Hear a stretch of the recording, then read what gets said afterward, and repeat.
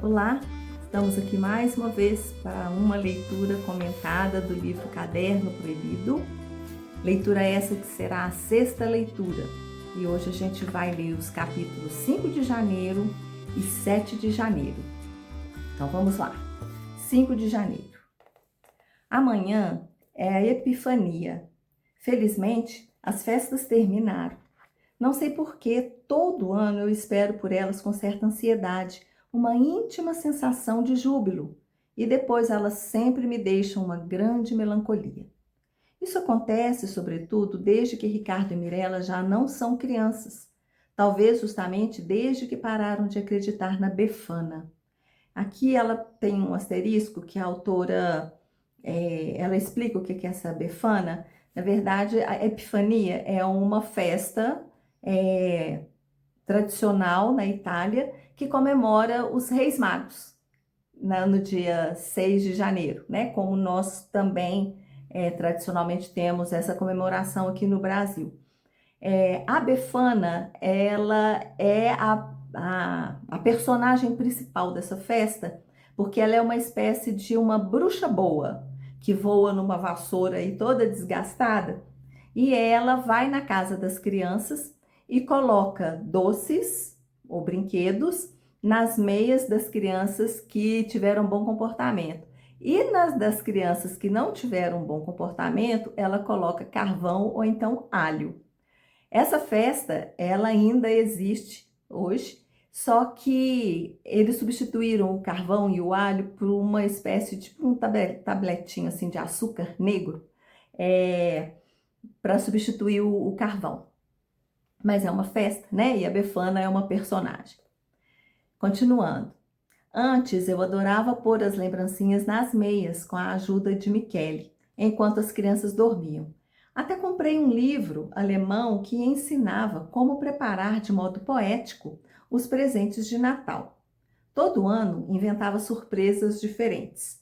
Ficava dias e dias zanzando de uma loja em loja, incerta quanto à escolha, até porque, embora nossas condições econômicas fossem melhores do que as de hoje, nunca tivemos muito dinheiro. Chegava exausta na noite da véspera, mas saracoteava entusiasmada em torno da lareira, na ponta dos pés, já que nessa noite as crianças têm um sono muito leve. Michele me olhava com ternura. Por que essa trabalheira? Perguntava. Acha que os meninos vão compreender o seu empenho em preparar tudo isso? Eu dizia que sim, e que fosse como fosse, para mim o importante era imaginar a alegria deles. Não é uma forma de egoísmo, então? Ele me questionava com um leve sorriso. Egoísmo? Eu repetia, ofendida. Claro que sim, uma prova de orgulho, pelo menos, um modo de mostrar mais uma vez sua grandeza. Você quer ser também a mãe que prepara uma befana perfeita? Aliás, não é uma pergunta. Você é uma afirmação. Você quer ser também a mãe que prepara uma befana perfeita. Estávamos sozinhos em plena noite, falando baixinho, cochichando, como se nos confessássemos. Michele me abraçava com força e eu murmurava: talvez você tenha razão. Reclinava a cabeça no ombro dele. Gostaria de lhe dizer que aquele era o meu modo de confinar um pouco mais nossos filhos na idade em que é possível esperar algo de extraordinário, de miraculoso. Mas eu jamais consigo falar, me expressar. Michele sempre teve um temperamento mais expansivo do que o meu. Foi Mirella quem primeiro deixou de acreditar na Befana. Sei de tudo, ela me disse na véspera da Epifania. Tinha pouco mais de 6 anos e Ricardo, mais velho do que ela, ainda acreditava. Ele estava lá, olhava ora uma, ora outra, nos interrogando. Mirella disse: ele não sabe de nada. Ricardo continuava a me olhar sem entender, justamente como a irmã dizia, e estava prestes a cair no choro.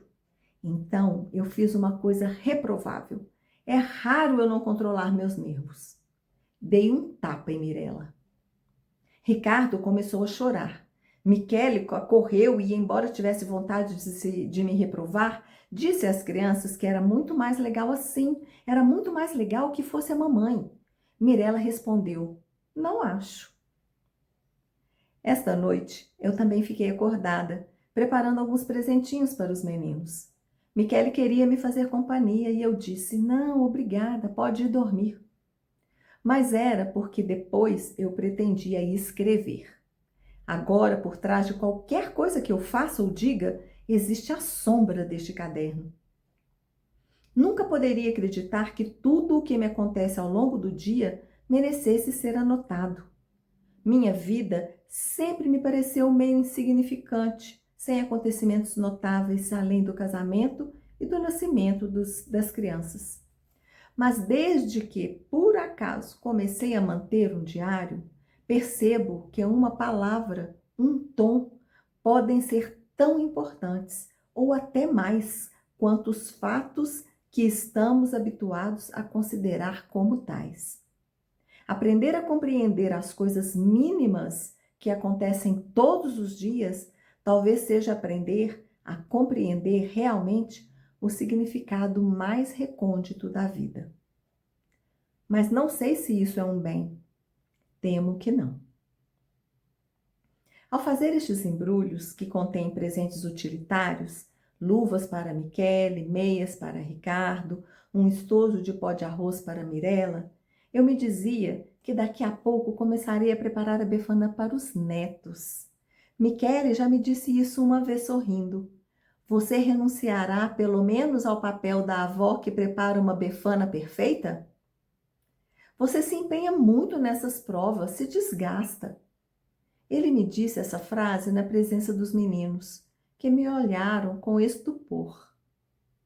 É terrível pensar que sacrifiquei tudo de mim para levar adequadamente a termo tarefas que eles consideram óbvias, naturais. Aqui finaliza esse capítulo do 7 de janeiro e alguns comentários acho que são pertinentes aqui. Quando ela fala, aliás, quando Michele pergunta, né, se é um egoísmo dela de fazer tudo com tanto esmero, só dar uma ajeitadinha aqui, gente, ai, que faz tudo com tanto esmero, ela fica assim até ofendida, né? Porque ela fala para ele que o que era importante para ela era ver a alegria dos meninos. Então então na verdade é uma satisfação que é sua, não dos meninos, né? A alegria dos meninos é o secundário. O importante é a satisfação que você tem de vê-los alegres.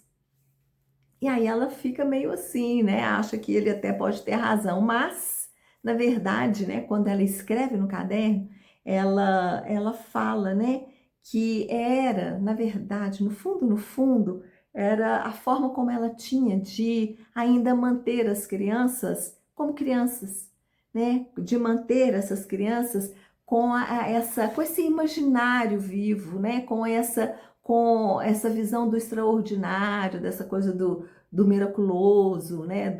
Dessa imaginação fértil. Só que ela não consegue falar, né? Olha, uma coisa tão simples, né? E ela não consegue falar, ela não consegue se expressar, ela não consegue falar dela, ela não consegue falar aquilo que verdadeiramente ela sente. E aí passa, né? E ela não se manifesta. E aí, quando a Mirella, aos 6 anos de idade, já deixa de acreditar, né? E a gente percebe que a Mirella ela tem uma personalidade muito forte e que ela tem uma visão de vida muito diferente da visão de vida da mãe dela. Então, elas são assim, elas têm temperamentos opostos. Enquanto a Mirella quer trabalhar, ela estuda para poder trabalhar, sair de casa, ganhar o dinheiro, ter uma vida boa, ter dinheiro, né? Ter uma vida confortável.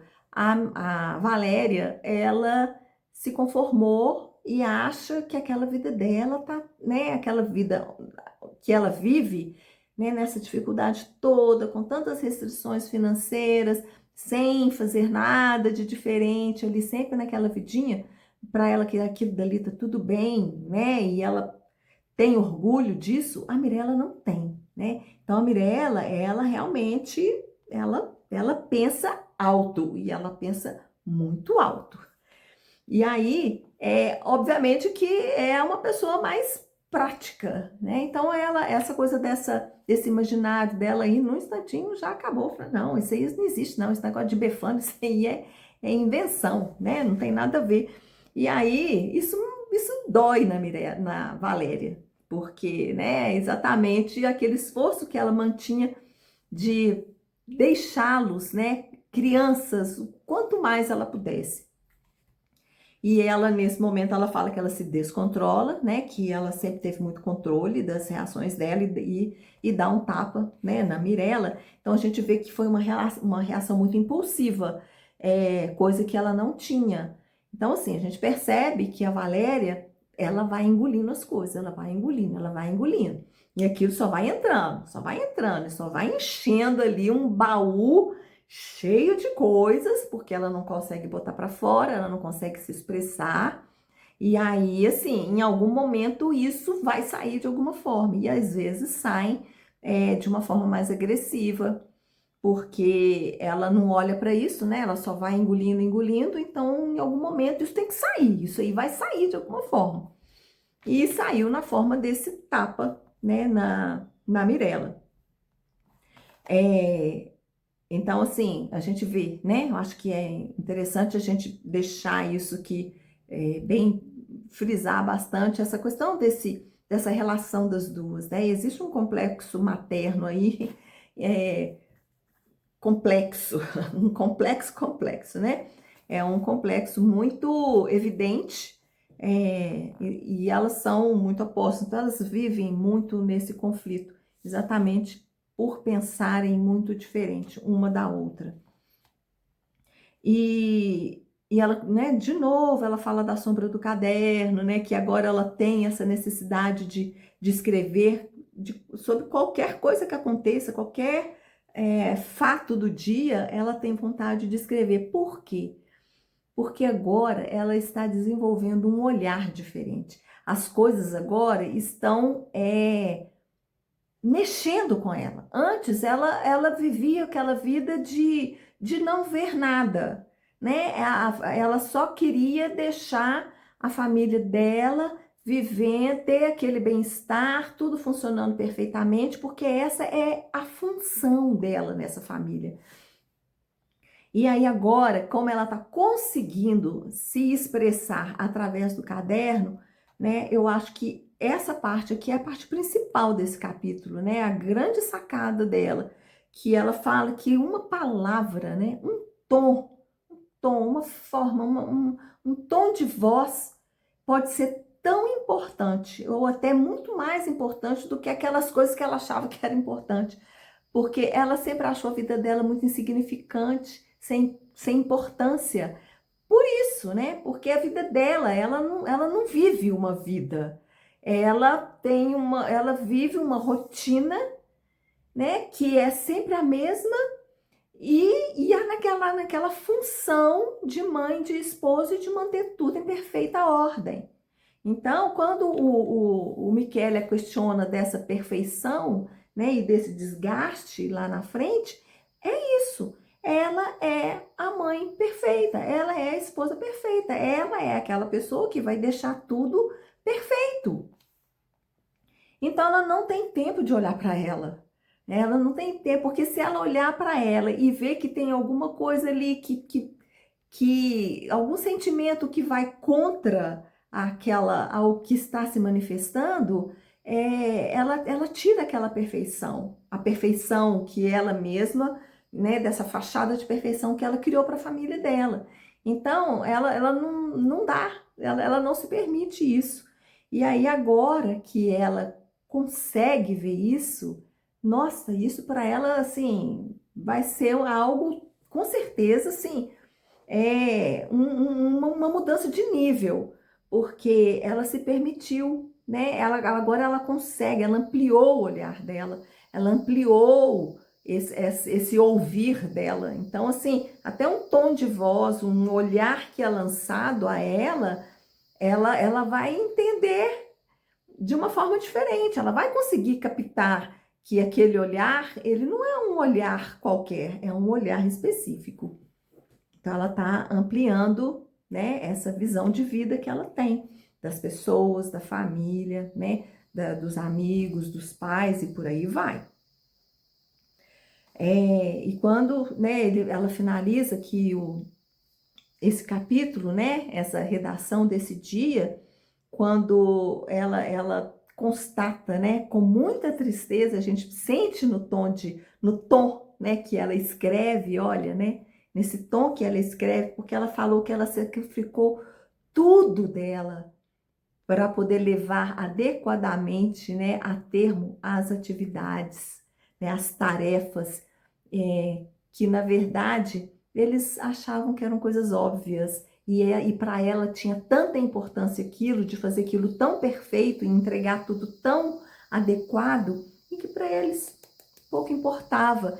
Então, aqui a gente pode ver algumas situações, né, em relação a essa visão de vida dela, porque esse perfeccionismo dela, a gente pode ver aqui que é um perfeccionismo para que ela fosse vista, né? Porque se ela tinha perdido a identidade, ela não era mais a Valéria naquela família, ela era a mamãe.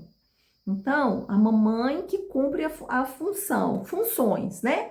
Ela mesma falou aqui, né? De cumprir adequadamente as tarefas dela. Então, ou seja, ela era uma pessoa que só executava tarefas naquela família. Ela tinha a tarefa de manter o bem-estar, ela tinha a tarefa de manter tudo perfeito, tudo limpo, tudo organizado, né? As finanças, tudo. Ela tinha no próprio escritório, né? Tudo em dia, nada em desordem. Então, assim, o próprio Michele fala, olha o quanto que isso te desgasta. Então, assim, é meio contraditório também, né? Porque naquelas leituras, numa leitura passada aí, quando ela se permite, às vezes, sentar e ler um jornal junto com a família, eles falam, já que você não tá fazendo nada, então você pode costurar aqui essa calça, né? Então, assim, é isso, né? Essa dinâmica dessa família aí, né? E essa visão um pouco, um tanto quanto disfuncional dela com relação ao seu valor, ao que é valor para ela. Porque ela vem também de uma família muito tradicional e conservadora, que a educou, né, com esses valores muito tradicionais e muito conservadores.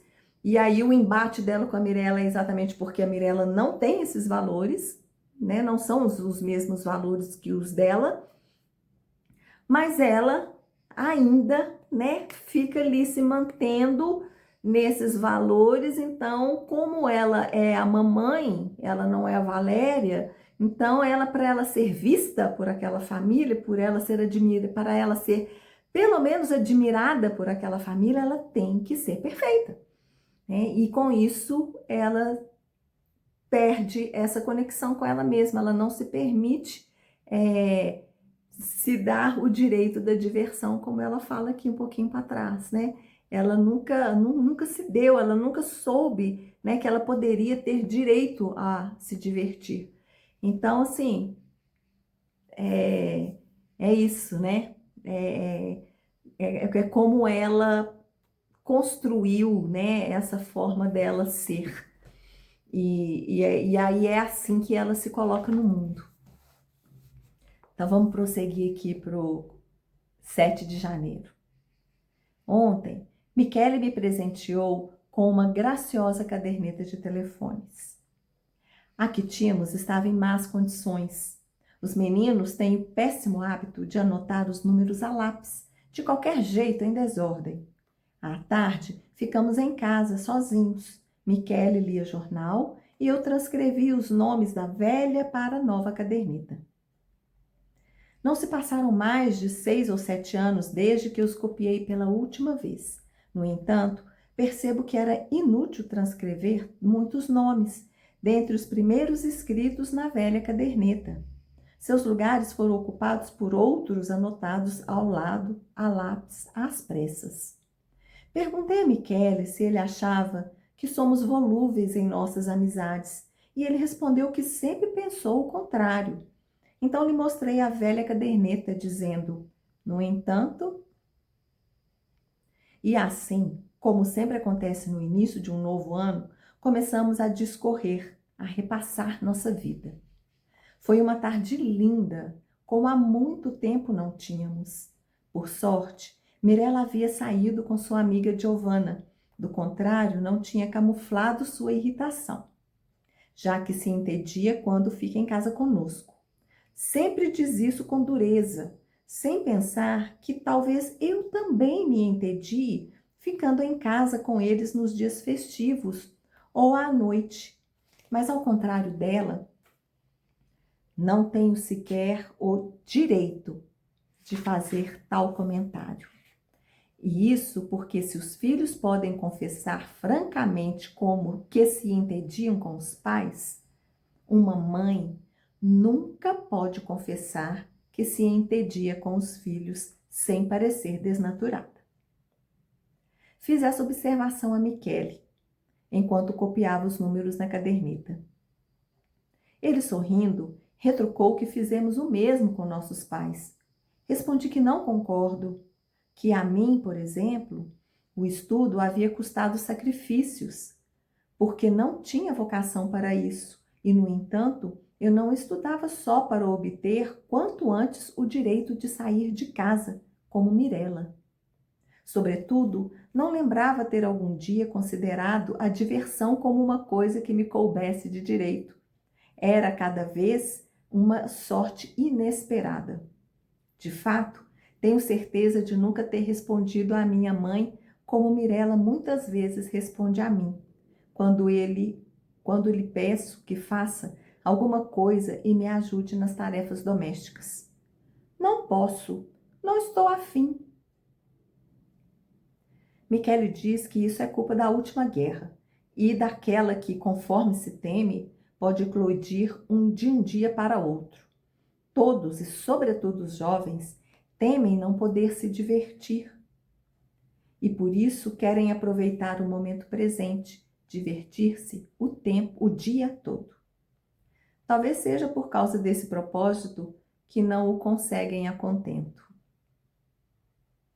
Enquanto copiava os nomes, devagar, com cuidado, como se fizesse um exame de caligrafia, eu observava que, a julgar por aquela caderneta, nossas amizades mudaram justamente depois da guerra. Talvez porque de lá para cá, as condições econômicas gerais também mudaram. E famílias como a nossa, que viram a renda diminuir e os filhos crescerem, devem forçosamente se adaptar a uma condição social diferente. Ou melhor, pensando bem, creio intuir que isso aconteceu porque durante a guerra alguns compreenderam muitas coisas importantes e outros não. Mas num caso ou outro, talvez seja difícil as pessoas continuarem amigas por toda a vida. Na realidade, em certo momento, cada um de nós muda, fica diferente. Alguns vão adiante, outros ficam parados. Em resumo, nos encaminhamos para direções opostas, de modo que já não há encontro, já não há nada em comum. Eu gostaria de ter telefonado a Clara Poletti, ao menos para lhe desejar bom Natal. Pensei ao transcrever o nome dela. O fato é que não tenho tempo, tenho cada vez menos tempo. Até me parecia inútil anotar seu número na nova caderneta. Quase não nos vimos mais, desde que ela se separou do marido. Nos últimos meses de seu casamento, tentei ficar perto dela o máximo possível, confortá-la. Ela sempre me dizia que eu não a compreendia e que escutar meus conselhos era como ler um livro escolar. Depois da separação, Clara começou a escrever roteiros cinematográficos, passou a frequentar gente que nós não conhecemos. Tornou-se uma mulher bastante famosa e quando vamos ao cinema, não raro nos acontece ver seu nome nos créditos do filme. Todas as vezes que fui vê-la, ela estava ocupadíssima, Falava comigo apressada entre um telefonema e outro. Sempre me dizia que estava apaixonada. Com frequência, me perguntava se eu, algum dia, havia traído Michele. De outra pessoa que não me conhecesse bem, eu não toleraria essa pergunta.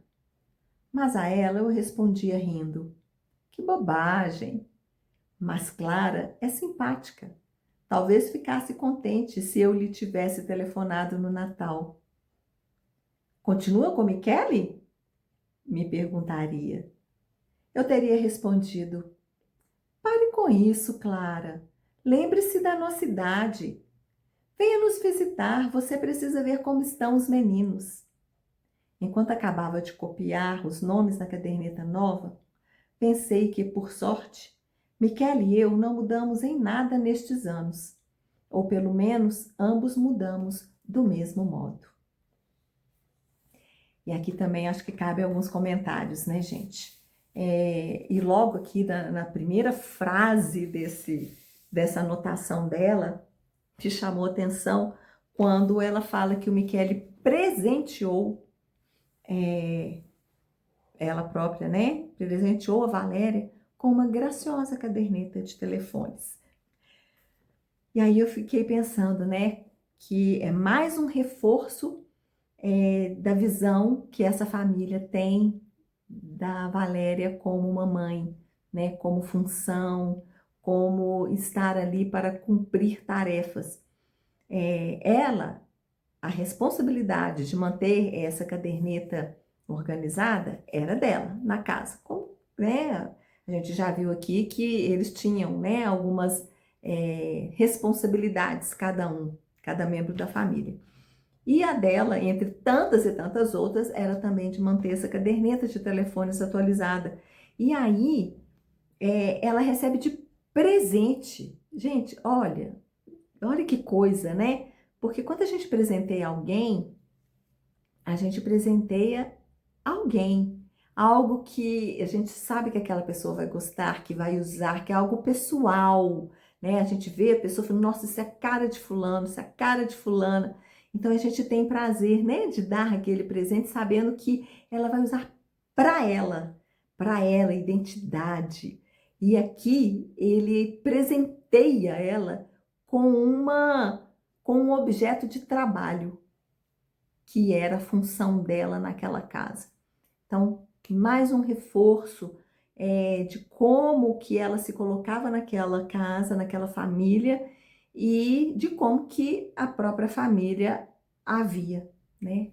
Era realmente uma função naquela família, ela era somente a mamãe. Uma outra coisa que eu achei interessante aqui, quando ela fala de que ela estava sozinha com o Michele, né? E que eles fizeram um repasse da vida deles. Eu achei isso muito bacana, né? Porque isso é uma atitude madura de um casal.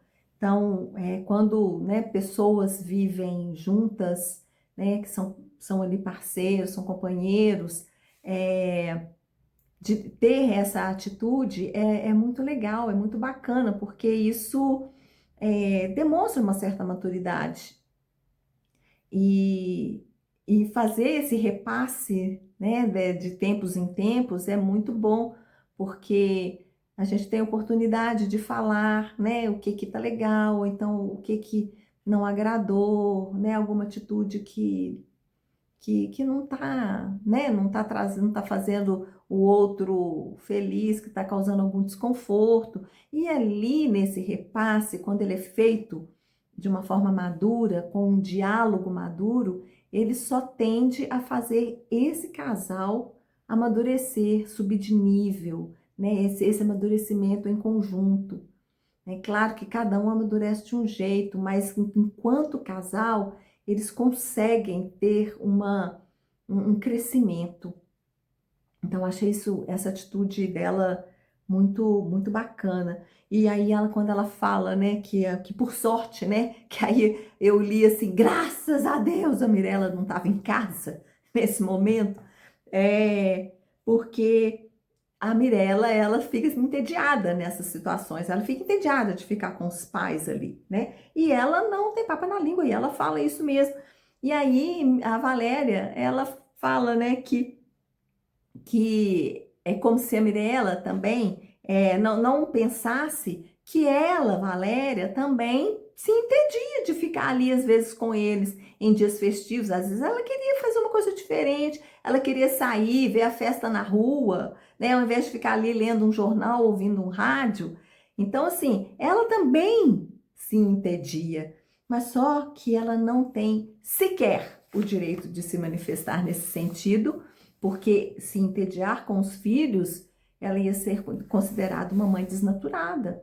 Então, é essa visão, né, gente, que eu acho que assim, na época, provavelmente era muito mais forte, né, devido a essa questão dos valores que eram colocados, né, dados a impostos, talvez, às mulheres dentro da educação e da cultura, né, dentro da sociedade em que viviam, uma sociedade mais conservadora. Então, assim, o valor ali daquelas mulheres era ser uma mãe perfeita, uma ótima mãe, uma ótima esposa.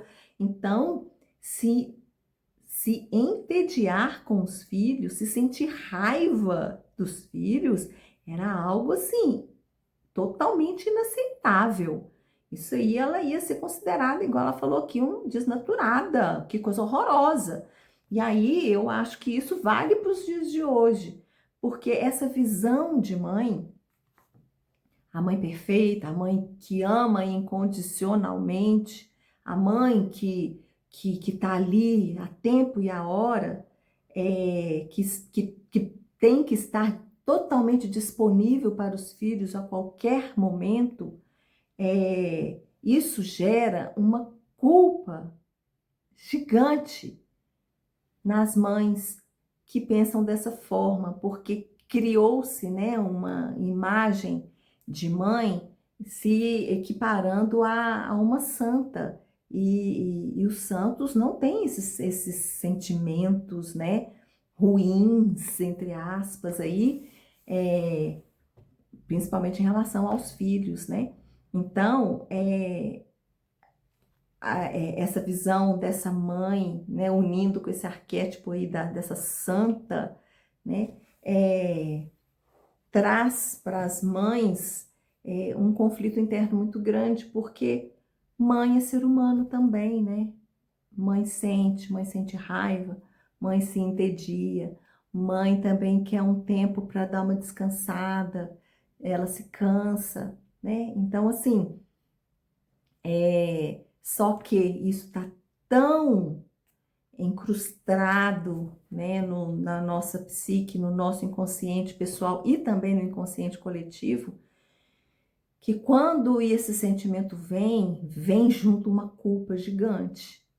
Então, acho que é importante a gente ter isso em mente, principalmente as mulheres que são mães, que mãe é ser humano. E mãe também sente isso. E não tem nada de errado nisso.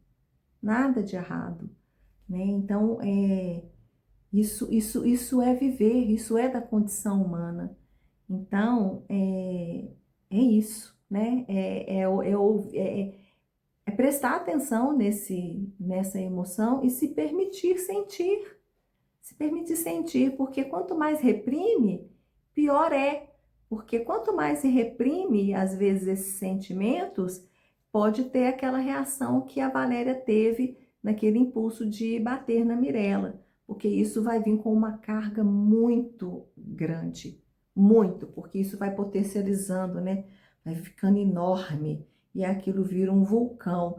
Então, se a gente não olha para isso e aceita que isso faz parte dessa nossa condição humana, quando isso vier, a gente olha para isso, respira, fala, olha, é isso, tá tudo bem, eu tô sentindo raiva aqui, mas, né, deixa eu ver por onde que passa essa raiva. E aí, à medida que a gente vai entrando em contato com essas emoções, e vai começando a entender, né, o histórico disso tudo, né, das razões pelas quais elas acontecem, o movimento vai sendo o oposto, a gente vai despotencializando essas emoções. Então, quando ela vier, às vezes a forma que eu vou me manifestar vai ser simplesmente expondo, assim, olha, eu fiquei com raiva disso que você falou, não gostei, me incomodou, sabe? Umas coisas assim. Isso é manifestar a raiva, né? Porque a raiva ela não precisa ser manifestada sempre de uma forma agressiva. A raiva ela nos convida a um movimento. Ela nos convida a movimentar no sentido de mudar uma situação que não está legal, né? Ela nos convida a colocar limites. Então a raiva ela é importante. Se a gente fica ali oprimindo isso, reprimindo isso, vai chegar num ponto que isso vai se manifestar de uma forma, às vezes, que a gente não gostaria, né? E pode aí criar situações mais complicadas. Eu fiz aqui uma observação com relação ao Michele. Gente, eu não sei se minha voz está baixa, mas é porque eu já estou ficando rouca. Porque eu fiz uma gravação anterior, essa aqui é a segunda gravação hoje, mas achei que o microfone que eu uso para tirar os ruídos, ele estava carregado, ele não estava carregado, então eu fiz uma gravação de 50 minutos falando isso tudo e quando eu fui ver, estava mudo. Aí então eu estou refazendo. Então vocês me desculpem, mas eu estou poupando um pouquinho a voz porque realmente agora eu estou sentindo aqui que está um pouquinho rouco, tá? Mas vamos lá. É isso, né, gente? É o fluir, é o momento mesmo. Quando a Valéria faz esse comentário com relação à Mirella, né, que eu comentei antes, né, no capítulo anterior, daquela negócio que ela não se dava o direito de divertir, mas na verdade era nesse, né? É porque como eu já tinha lido o capítulo, aí eu misturei as bolas. Mas é isso. Porque ela não se dava o direito nem de se divertir. Então, quando ela vê a Mirella respondendo dessa forma, né, sem se preocupar, sem muita empatia, né, a Mirella é uma pessoa assim que tem uma personalidade muito forte, ela é pouco colaborativa, então assim, é bem o oposto da Valéria, que é extremamente colaborativa, né, e que jamais responderia da forma como a Mirella responde. Então, quando ela faz esses comentários e o Michele coloca a culpa na guerra, de que os jovens hoje, né, estão querendo viver o dia de hoje e tal, eu tive uma impressão, e aí é uma impressão muito minha, que não sei se faz sentido, se não faz, eu vou colocar aqui e vocês avaliem aí, né, se faz sentido ou não. Porque nesse momento, porque a gente ainda não sabe muito do Michele, né? A Valéria ainda não entrou ainda em muitos detalhes com relação ao Michele. Então me deu essa sensação aqui que o Michele vive numa superfície, sabe? Aquela pessoa que não se aprofunda muito, né? Que tenta ali acalmar os ânimos, manter a coisa ali do jeito que está, numa rotina. A gente percebe, né, até o momento que ele não tem muita ambição. Então, lá no onde ele trabalha, né, parece que é um banco, ele tá ali tranquilo, parece que ele não procura melhorar, né, no cargo dele lá no banco. Então é aquela pessoa que está ali naquela vidinha ali, meio acomodado. Foi essa a sensação que eu tive. E aí, a partir do momento que ele coloca a culpa na guerra, né, dos jovens hoje em serem assim, não querer talvez se aprofundar na realidade da situação, né? É uma geração diferente, isso ele já manifestou antes, os valores são diferentes, né? Mas ele colocar,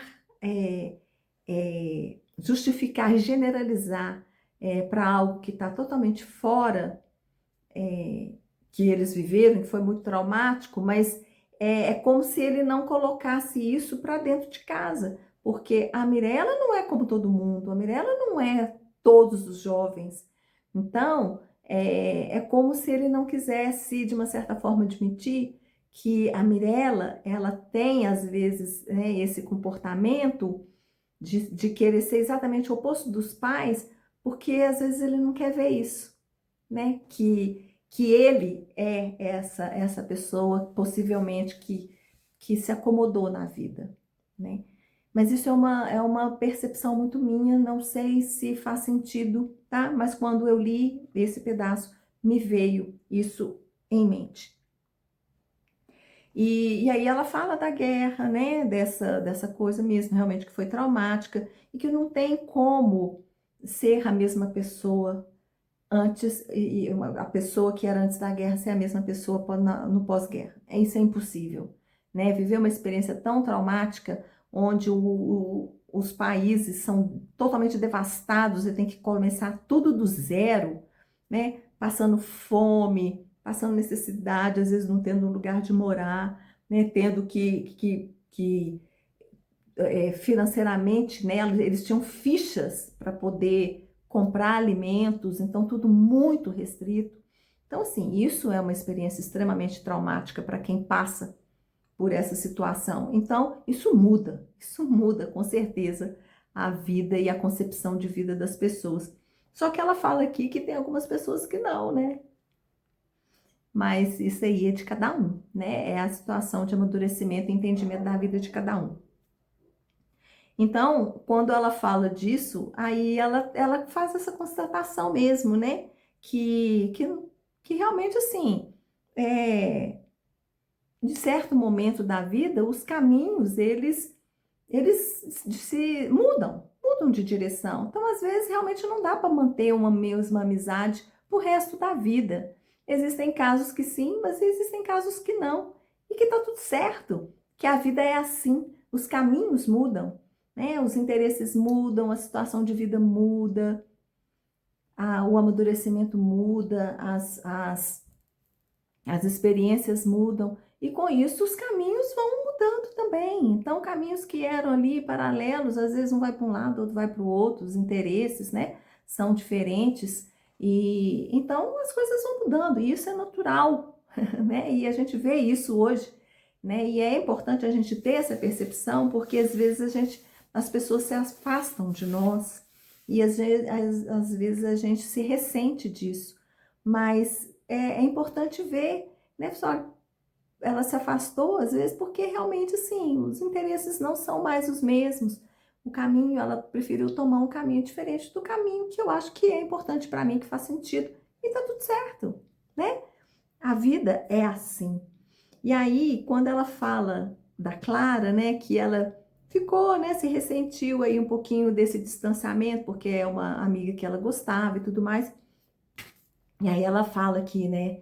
Nessa frase que ela falou, na hora me veio esse pensamento, né? Quando ela fala assim, nossa, o fato é que eu não tenho tempo, tenho cada vez menos tempo. Eu falei, puxa vida, mas ela não tem tempo para dar um telefonema? Nossa, que vida que é essa que ela leva, né? Que ela não tem tempinho de tirar ali 2, 3, 5 minutos para ligar para mim e falar assim, olha, Feliz Natal, né? Porque ela se ressentiu, ela quis ter ligado.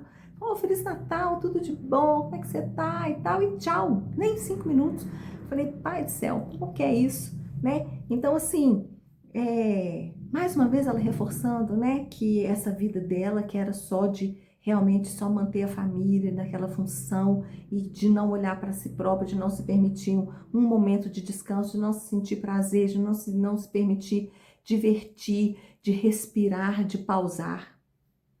Por isso que ela sempre ficava naquele cansaço, né? Sempre naquele cansaço. E, e aí, quando ela começa a falar aqui da Clara, a gente vê claramente, né? Muito evidente que as duas são também um pouco são opostas aí, né? A Valéria é a imagem do conservadorismo e a Clara já é aquela pessoa que, muito estilo Mirella, né? Vai para a vida. E ela foi para a vida. Então, assim, ela não fala da Clara aqui como era a vida dela antes do casamento, mas certamente, enquanto casada, ela não podia ou não conseguia realizar os sonhos dela, né? Realizar aquele potencial todo que ela tinha e que possivelmente ela queria muito realizar, isso para ela era importante. Então, ou seja, a Clara olhava para ela. A Clara tinha uma percepção do potencial dela e do que ela queria. Então, ela sabia qual que era a verdade dela. Oposto da Valéria, que não olha para ela, né? E aí, olha que coisa, né? Então, os caminhos realmente vão cada um para um lado aí. Não tem como ficar do mesmo, seguindo juntas. E a Clara, ela desponta. E enquanto a Valéria tá ali, sumida, né? A Clara fica famosa, ela é vista. E a Valéria fica ali, sumida dentro de casa. Então, ela né, faz esse contraponto aí, ela, né, não sei se ela chegou nessa conclusão, né, desse comentário, mas quando ela fala que, por sorte, né, ela acha isso que é legal, né, que o Michele e ela não mudaram nada nesse tempo, ou seja, porque é como se ela estivesse falando, se um de nós tivéssemos mudado de formas diferentes, talvez a gente não estivesse juntos, né? Ou então, pelo menos, os dois mudaram iguais, do mesmo modo. Só que a gente sabe que as pessoas não mudam do mesmo modo, né? Assim, uma coisa é o casal, né? Aquilo que a gente comentou lá antes. Mas as pessoas, elas mudam de modos diferentes. Mas são modos diferentes que juntos dá para fazer algo juntos, né? Só que ela falou aqui, do jeito que ela falou aqui, a sensação é que é essa mesmo, que tá tudo do mesmo jeito, né? Ou eles mudaram da mesma forma e ficou tudo do mesmo jeito, ou eles mudaram, ou eles não mudaram, ou eles mudaram do mesmo jeito, que também é continuar aquela rotina deles em que nada muda, né? Só que mal sabe ela, né, que ela tá mudando e muito graças a esse caderno. Então, à medida que a gente vai evoluir aqui no livro, ela, né, cada vez essas mudanças vão ficando cada vez mais perceptíveis e mais conflitantes para ela. Mas, com certeza, ela já não é mais a mesma Valéria de antes de comprar o caderno. E parece que ela ainda, né, pelo menos ainda não verbalizou, né, não escreveu sobre isso, mas de alguma forma ela já deve estar percebendo que alguma coisa está acontecendo. Então a gente finaliza aqui essa nossa sexta leitura. A próxima leitura é do dia 9 de janeiro e aqui ela vai falar um pouquinho sobre o Michele. E aí a gente vai conhecer um pouquinho como que é a visão dela do Michele. Então, ficamos por aqui e na próxima leitura, que será a sétima leitura, né? Sétima leitura, a gente vai aqui, ela vai falar um pouquinho do Michele. Então a gente se encontra em breve. Até mais.